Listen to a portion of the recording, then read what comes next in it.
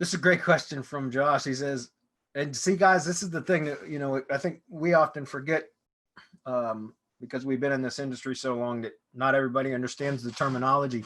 He says, one more quick question. What exactly do you mean by money site? That means your primary digital asset. So like whatever your primary domain is that you host your website for your business on, that's what we call a money site. Why? Because it's the site that generates you money.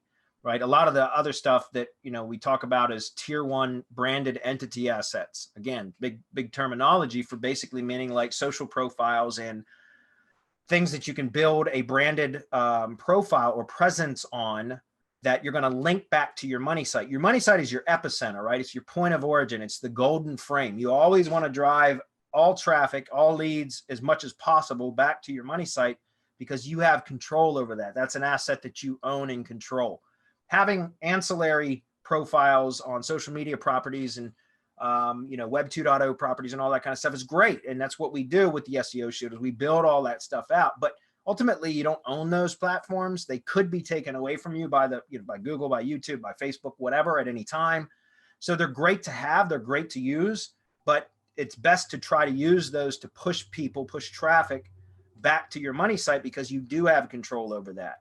And there's so much more that you can do. So your money site is, again, it's your self-hosted primary domain asset for your business, your company, your project, whatever it may be. Anybody else want to take a stab at that? Yeah, it could be your Google My Business website.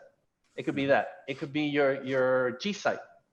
It could be a free WordPress blog or blog or a Tumblr or wherever it is that you choose to blog from. Like you don't have to have something that's self-hosted WordPress or a self-hosted domain for you to have a money site. It's like you said, it's the place where you plan to send people in order to make money and in order to sell your product, service, or whatever it is that you want people to see or buy. That's your money site. Why? Because it makes you money. Not to say that there aren't other places that could make you money, like social media, but it's the primary source of what it is that you're planning to do. Yeah, and that's a great point because as we talked about, a lot of lead gen assets that I have don't have a self-hosted money site. They are just GMB websites. In other words, the website that Google My Business provides you, which is free. And ultimately, you don't have full control over that. Google does, right?